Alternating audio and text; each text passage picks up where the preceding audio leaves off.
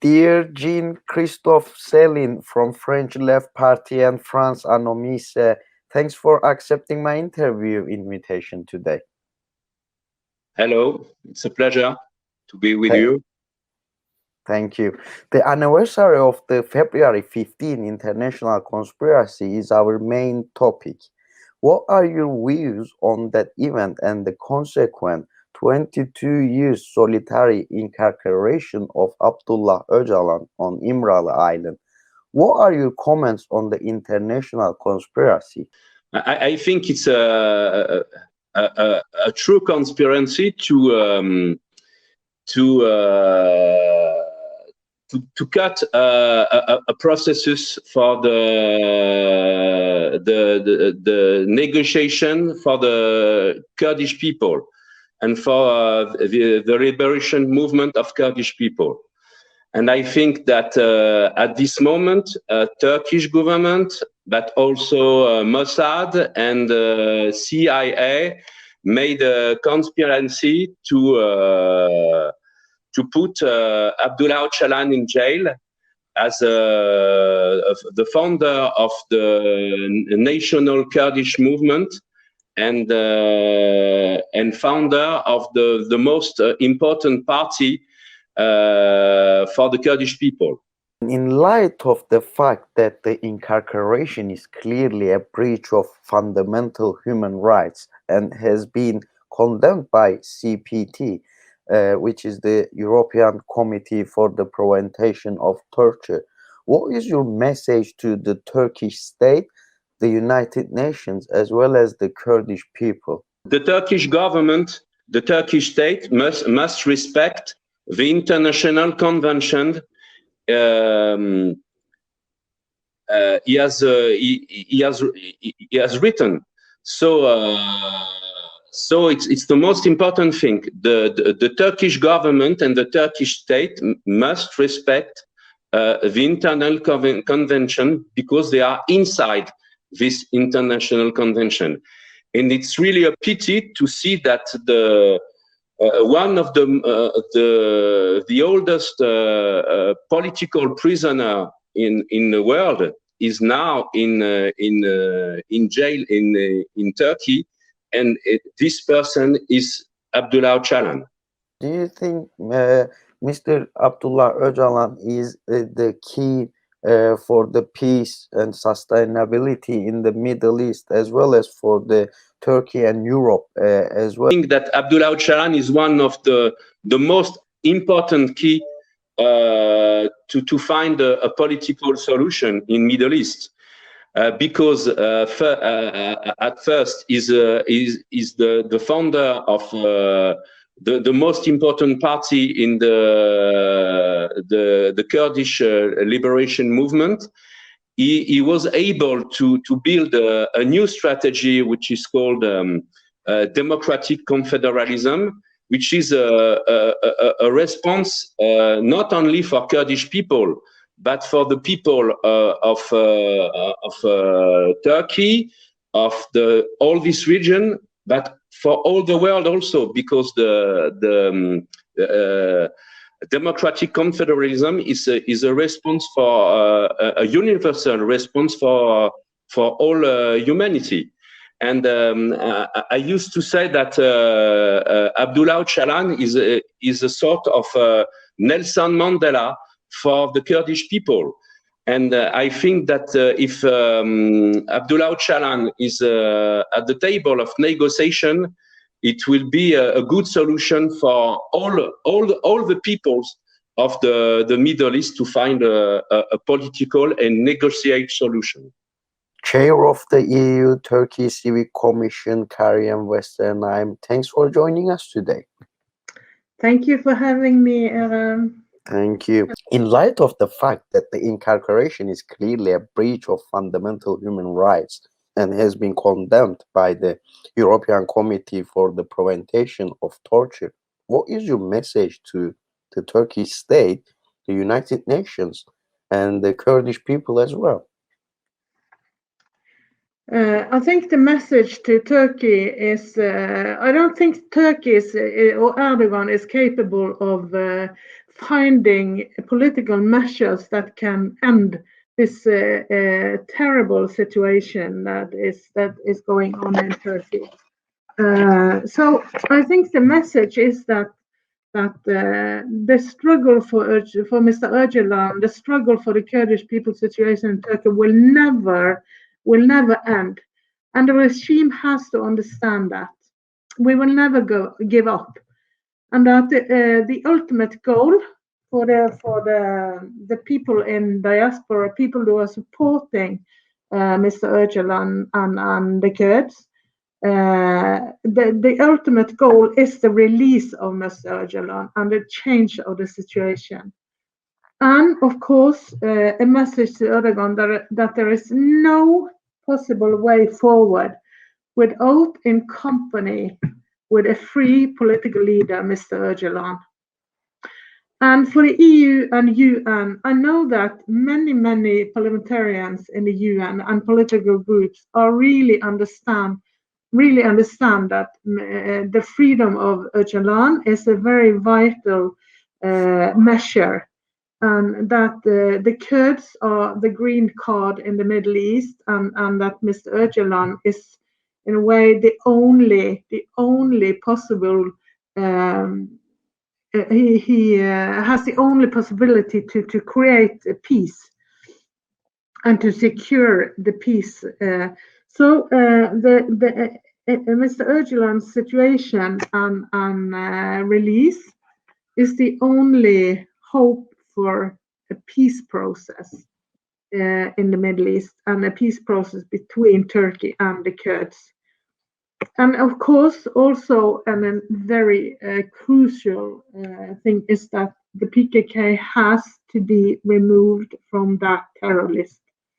Without that, it would be very difficult to put the process, a peace process, in motion.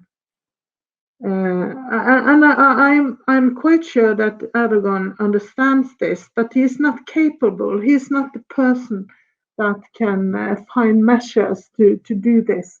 So I think in order for something to change, we need a new political map or landscape in Turkey and the Middle East.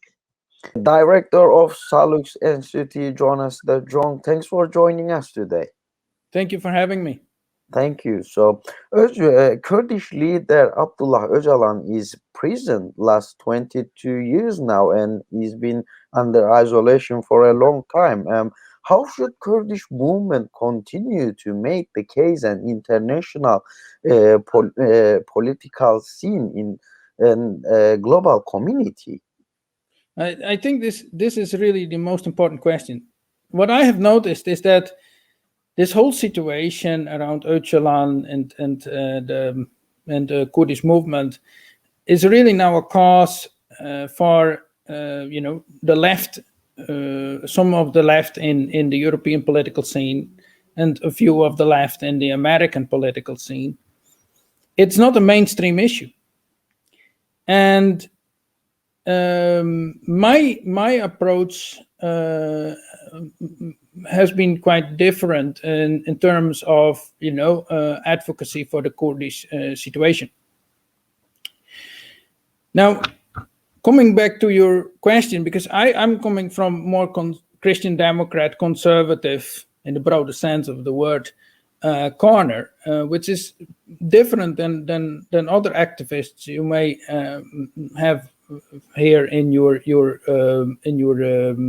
show. My thinking is that after his imprisonment, Abdullah Öcalan adapted his thinking. He published this approach of democratic confederalism as a solution for both the Kurds and the Middle East as a whole. Now that is very interesting, because even if he was clearly not influenced by Christian thinkers, he was influenced by Bookchan. But the amazing thing is that democratic confederalism is really very close to distributism, which is a form of Catholic social thinking, so a form of Christian thinking over society and politics. And so a form of thinking that a lot of Christians recognize a sound basis for society, politics, and economy. Now, if you look to democratic confederalism, it is basically saying, there should be self-government of local communities that should be empowered. Citizens should be agents of self-government and having the influence over their communities, to exercise real influence over their common economy and activities. And democratic confederalism wants a sharing economy, where control of economic resources does not belong to the state, but to society.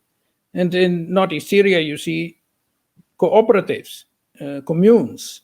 So there is a realistic and concrete translation of that. Now, the interesting thing is that people who adhere to distributionism, to distributism, to Catholics, to this form of Catholic social teaching, they say as well that we should have a society that has, shared and widespread property ownership. And they want also, this same approach to economy, politics, and society, and highly value cooperatives and mutual organizations and business and small businesses. So the interesting thing, they also say that economy should be in hands of the society, preferably at the local level, but at this communal level. So the interesting thing is that these two philosophies are basically, in what they want to achieve, the same. And people would see that there is a point of connection with their own thinking, with their own world, that Abdullah Öcalan and the Kurdish struggle is not, communist something, but actually advocating the same things as Catholic social teaching. And for many people, this would be an icebreaker, it would be a surprise to hear that. And it would help, I think, both sides to understand each other better. Because I think that it is not even really about Öcalan as a person, although I hope that there will be some change in the relation between the Kurdish movement and the Turkish state, obviously.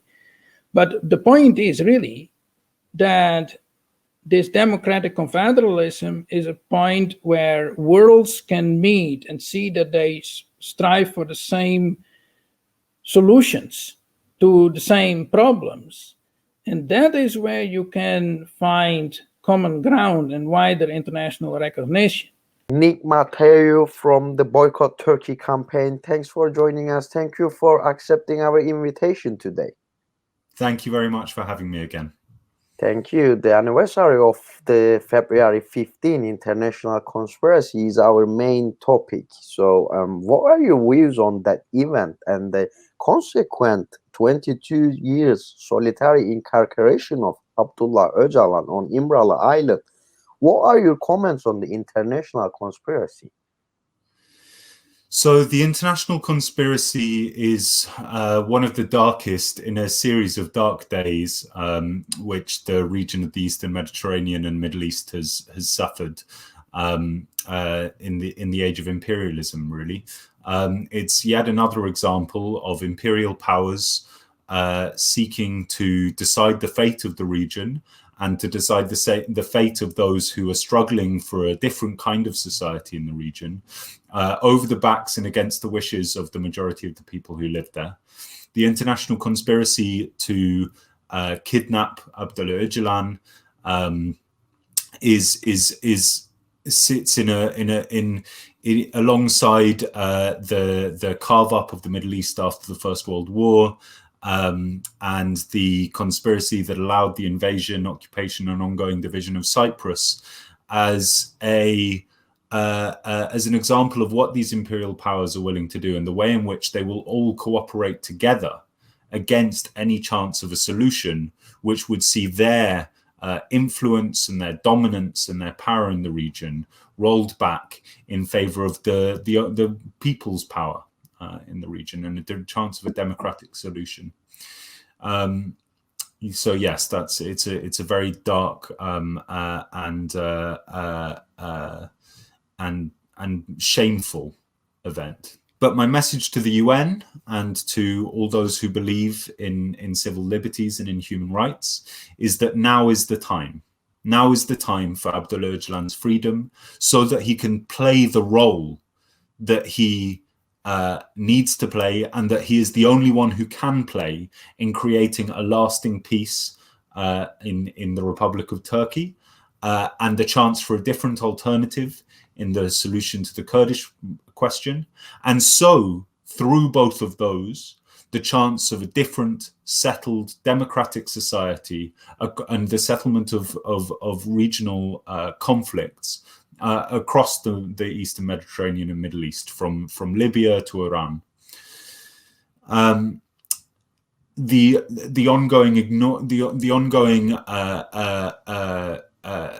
attempt to suppress Abdullah Öcalan's solution by the United Nations and by all those international organizations which continue to view the Kurdistan Workers' Party, the PKK, as a terrorist organization, is only adding more fuel to the fire at this point.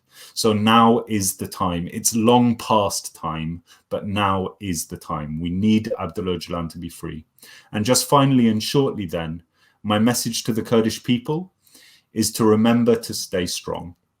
The fact that Abdullah Öcalan has been imprisoned for 22 years and that they feel the need to imprison this one man isn't a marker of their strength. It's a marker of their weakness. And it's a marker of the power of the solution and the promise that Abdullah Öcalan holds out for the Kurdish people in the first instance, but also for the whole region.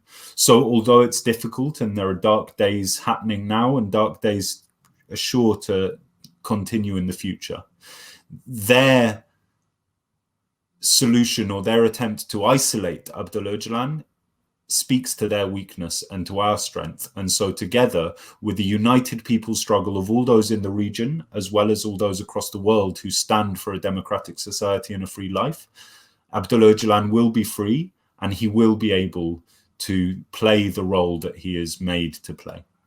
Dear Nick Matheou from the Boycott Turkey campaign, thanks for joining us. Thank you for your comments today. Thank you very much for having me, Adam.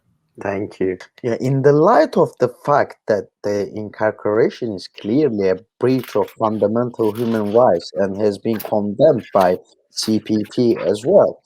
Yes. So what is your message to the Turkish state, the United Nations, as well as Kurdish people too? Well, the first thing I'd like to say to the Turkish state is that you've done everything. You've done everything to break Abdullah Öcalan by imprisoning him, but you haven't crushed his mind and spirit. While he's in prison, he's proved himself to be one of the most creative political thinkers in the world. He has published in politics, history, widely, and he's read across the world. You know, and he's got a vision for peace. And the vision for peace includes democracy, a multi-ethnic democracy, women's rights, an economy which is, in harmony with ecology. So I think the Turkish government, and the message is, you should stop your state terror against the Kurdish people. You should. So many Kurdish political prisoners. They've been hunger strike. You should release them. You should also stop the suppression of Kurdish media, newspapers, TV. And you should resume the peace process. And you should recognize that the Turkey is a multicultural, multi-ethnic state, and build a state based on citizenship rather than Turkish nationalism. My other important message to the United States, that you profess that you promote democracy across the world. That's simply not true when you come to Turkey. You immediately reveal your double standards because your political interest. And my message to the Kurdish people is that your struggle is long and you've gone through terrible suffering, both around the 1990s, around 2016, when town centers were destroyed. But there is a lot of admiration for you across the world because of the resistance he put up in Kobane and the immense amount of developments in Rojava. So I really feel that your struggle is respected across the world. You need to build up your resistance against injustice. You have little choice, and you should build a community of resistance. And there is solidarity from us there. Always keep hope, and you will win. So solidarity from London. Saleh Mamon from CAMPACC, Campaign Against Criminalizing Communities. Thanks for joining us. Thank you for your comments today.